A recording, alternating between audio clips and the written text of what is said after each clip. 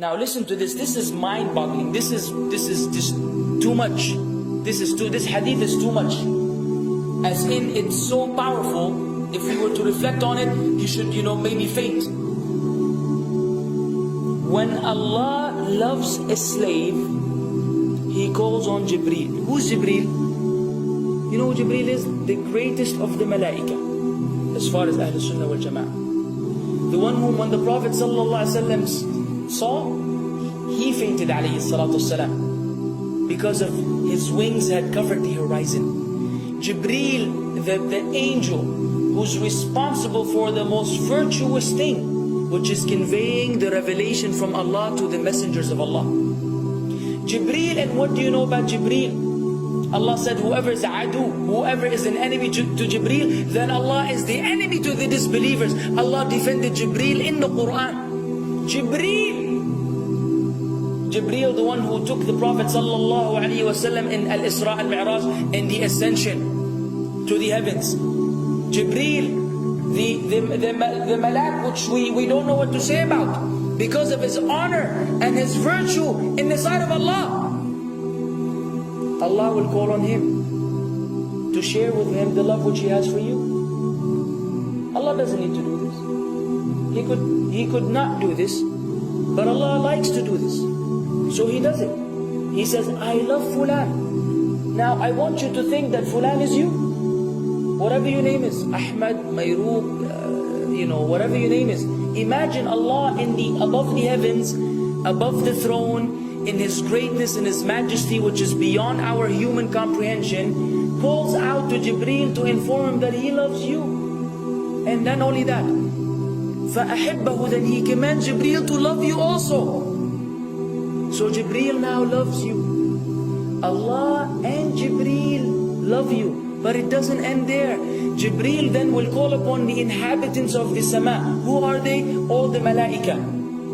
How many? We can't even count. Trillions and trillions of malaika which Allah created beyond our, again, human comprehension. All of them are commanded simultaneously to love you. First Jibril says, Allah loves Fulan, so now you have to love him. Then all of the angels in the heavens love you. Then Allah will place acceptance for you on earth. So people will love you. Not everyone.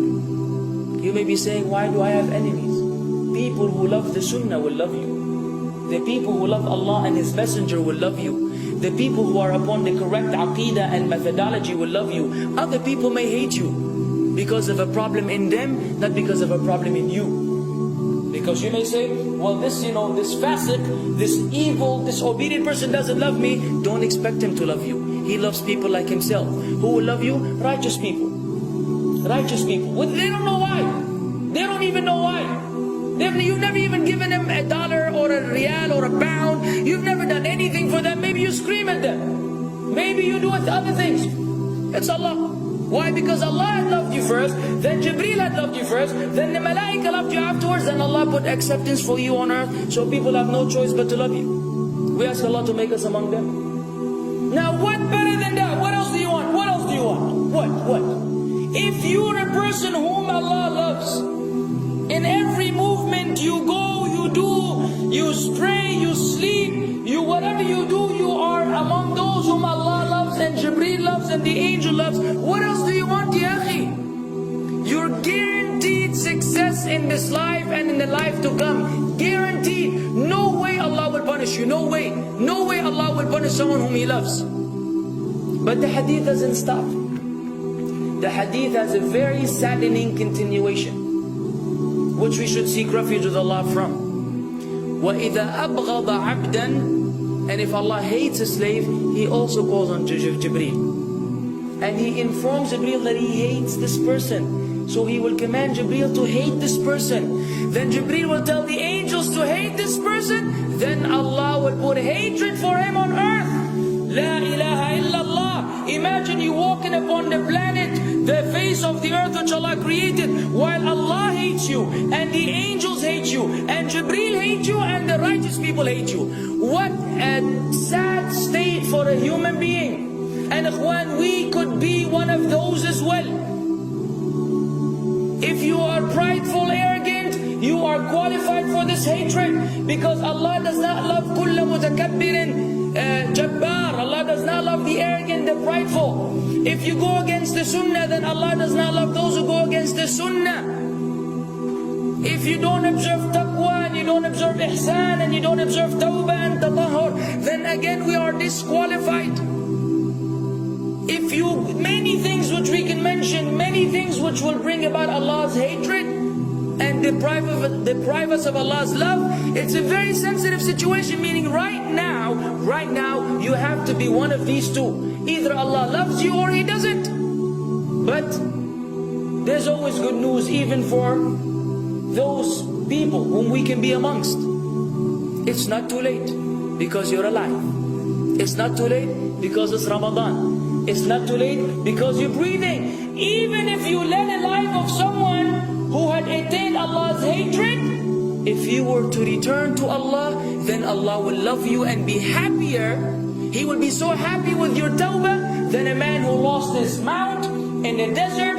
Upon it was his food and his drink, and then he waited under a tree for death, and all of a sudden he opened his eyes and he sees his camel or his horse or whatever that was right in front of him, and he gets so happy. He said, Allahumma anta abdi wa ana rabbuka. Oh Allah, you are my slave and I am your Lord. Kufr. He said a statement of kufr, but the Prophet ﷺ said, أخطأ من شدة الفرح. He made a mistake because he's so happy. You know when you're so happy that you may say things against what you want to say? When you're so happy that you just, you say words that mean nothing to anyone? Allah is happier when you return to Him than that person. What else do we want? For how long are we going to stay away from Allah?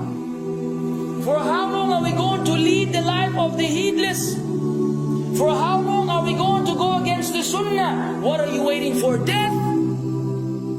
Death.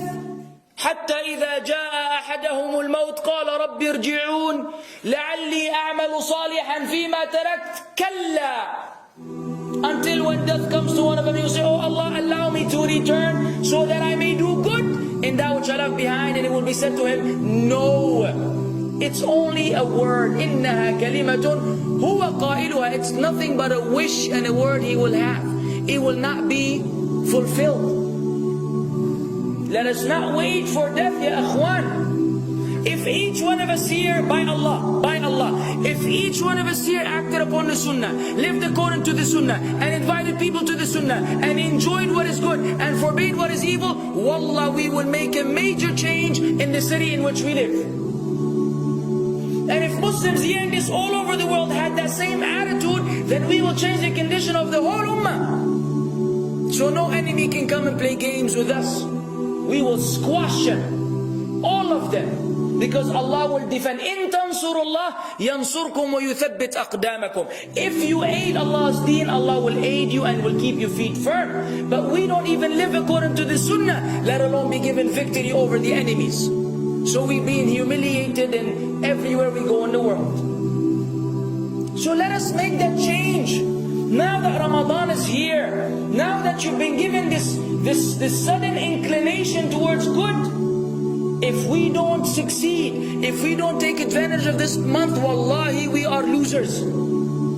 If Ramadan ends and you are the same way you were before Ramadan began, then one of us is a loser. If we don't return to Allah after Ramadan, then we are losers as well.